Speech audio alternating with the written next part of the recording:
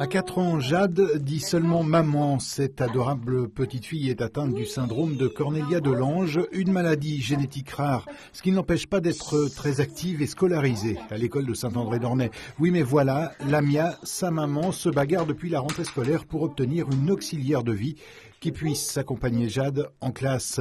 La CDAPH, la Commission des droits et de l'autonomie des personnes handicapées, a pourtant bien notifié le 2 juillet dernier la mise à disposition d'une AVS. J'ai une notification de la MDPH qui me dit clairement que ma fille elle a droit à 12 heures d'AVS par semaine, plus 2 fois sur le temps de restauration.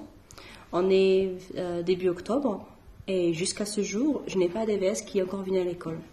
Et pour avoir droit à une AVS, il faut que l'inspection académique donne le feu vert pour que l'école privée recrute une AVS.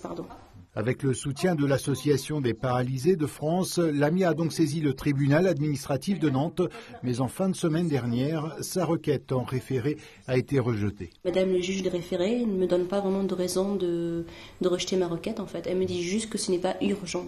Alors qu'il y a urgent justement, ma fille actuellement en fait se met souvent en danger. Elle se met en difficulté toute seule. Et ma fille met des couches. Et il faut savoir qu'à l'école actuellement, elle met des couches tous les jours, et comme à la maison. Et elle est très très souvent rejetée en fait par les enfants. Lamia multiplie les contacts auprès de l'inspection d'académie et attend une nouvelle entrevue. Cette auxiliaire de vie lui donnerait du répit, notamment pour rechercher un emploi et travailler. Je vis avec les banques alimentaires. Je gagne moins de 800 € par mois. Et l'école, quand ma fille est à l'école, donc comme l'école souvent m'appelle régulièrement pour venir récupérer ma fille. Parce que l'ADSEM, l'aide maternelle plus la maîtresse, elles ont vraiment du mal à s'occuper de Jade. Parce que Jade actuellement, donc, ils sont 30 élèves dans la classe. Ma fille, elle a vraiment besoin de l'école pour évoluer et pas régresser. Ma fille est handicapée, elle a un retard mental. Si ma fille elle reste à la maison, ma fille régresserait tous les jours.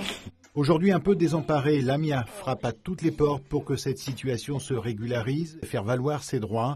Avec sa pancarte, elle s'est même mêlée aux manifestations contre la réforme des retraites.